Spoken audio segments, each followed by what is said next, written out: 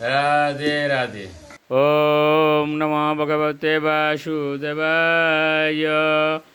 ওম নমো ভগবতে বাসুদেবায়। ওম নমো ভগবতে বাসুদেবায়। শ্রীচৈতন্য চরিত্রামৃত আদিলীলা দ্বিতীয় পরিচ্ছেদ বস্তু নির্দেশ মঙ্গলাচরণে শ্রীচৈতন্য তত্ত্ব নিরূপণ। শ্লোক 6।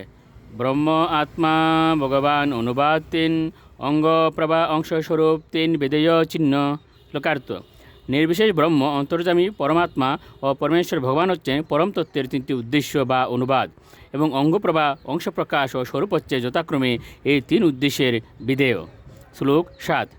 অনুবাদ আগে পাচে বিধেয় স্থাপন, সেই অর্থ কহি শুনো শাস্ত্র বিবরণ। শ্লোকার্থ: উদ্দেশ্য বা অনুবাদ পূর্বে আলোচিত হয় এবং বিধেয় থাকে তারপরে। এখন আমি শাস্ত্রের বিবরণ অনুসারে এই শ্লোকের অর্থ বিশ্লেষণ করব। দয়া করে আপনারা তা শ্রবণ করুন। শ্লোক 8। স্বয়ং ভগবান কৃষ্ণ বিষ্ণু পরতত্ত্ব পূর্ণজ্ঞান পূর্ণানন্দ পরম মহত্ব। শ্লোকার্থ: কৃষ্ণ হচ্ছেন স্বয়ং ভগবান এবং পরম বিষ্ণু তত্ত্ব। তিনি হচ্ছেন পূর্ণ জ্ঞান ও পূর্ণানন্দ সম্মানিত পরম মহত্ব। শ্লোক 9।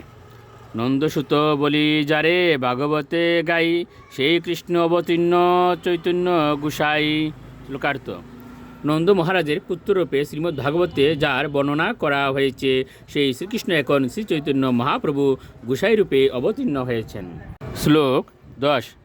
প্রকাশ বিশেষে তেহ ধরে 3 নাম, ব্রহ্ম পরমাত্মা আর স্বয়ং ভগবান।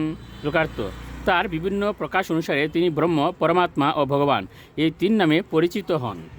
রাধে রাধে।